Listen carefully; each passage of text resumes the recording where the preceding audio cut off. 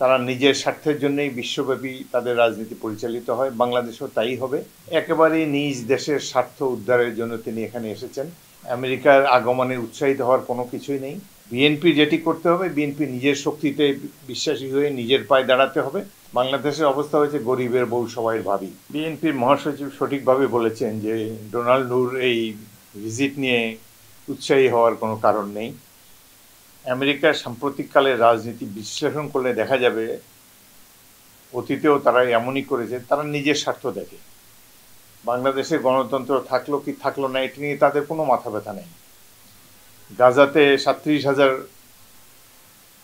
নিরস্ত্র মানুষকে হত্যা করেছে ইসরায়েল, এটি নিয়ে তাদের কোনো বক্তব্য নাই। এই 37,000-এর মধ্যে 16-17,000 ছিল শিশু।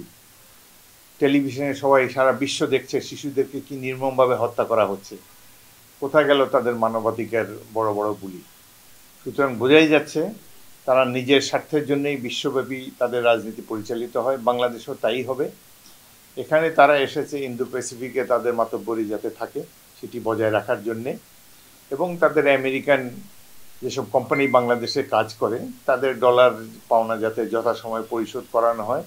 একেবারেই নিজ দেশের স্বার্থ উদ্ধারের জন্য তিনি এখানে এসেছেন। গণতন্ত্র, সুশাসন এসব নিয়ে তাদের কোনো মাথা ব্যথা নেই। বাংলাদেশের বিগত নির্বাচনটিতে এত সীমাহীন কারচুপি হওয়ার পরেও তারা এটি নিয়ে তো কোনো কথা বলছে না, দিব্যি আগের মতো এই দেন দরবার চালিয়ে যাচ্ছে। গত দুদিন আগেই জাতিসংঘে ভোট হলো প্যালেস্টাইনকে সাধারণ সদস্য রূপে ইনক্লুড করার জন্যে। 192টি সদস্য দেশের মধ্যে 148টি দেশ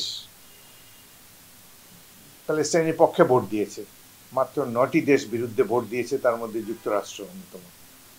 তারা মুখে বলবে যে তারা টু স্টেট সলিউশনে বিশ্বাস করে। সুতরাং তাদের কথা একরকম, কাজ একরকম। আমেরিকার আগমনে উৎসাহিত হওয়ার কোনো কিছুই নেই। পাকিস্তানে তারা সরকার পরিবর্তন করেছে তাদের প্রয়োজন ছিল বলে, এখানে বোধহয় তাদের প্রয়োজন নাই। তাদের উদ্দেশ্য ভালোভাবেই বর্তমান সরকার পালন করে যাচ্ছে। সুতরাং তারা তাদের স্বার্থ উদ্ধারে কোনো বিঘ্ন যতক্ষণ না ঘটাবে এই সরকার, ততক্ষণ তারা এ নিয়ে বিচলিত নয়। বিএনপি যেটি করতে হবে, বিএনপি নিজের শক্তিতে বিশ্বাসী হয়ে নিজের পায়ে দাঁড়াতে হবে, এবং যদি সরকার অপসারণ করতে হয় নিজের শক্তিতেই করতে হবে।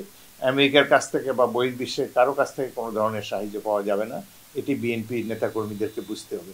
বিএনপির বলতে দ্বিধা নেই যে তারা আশা করেছিল যে কারণ গণতন্ত্রের এত সবক দেয়, মানবাধিকার, তাদের যে মানবাধিকার রিপোর্টে বাংলাদেশকে এমনভাবে কন্ডেম করা হয়েছে যে মানবাধিকার লঙ্ঘনকারী দেশের মধ্যে শীর্ষে রয়েছে বাংলাদেশ, কিন্তু এগুলো নিয়ে তাদের মাথা বসেনি। তাদের পাওনা ডলারগুলো দিয়ে দিলে বা এই অঞ্চলে ভূ রাজনীতিতে তাদের প্রভুত্ব মেনে নিলে বাংলাদেশের কোনো অসুবিধা নেই।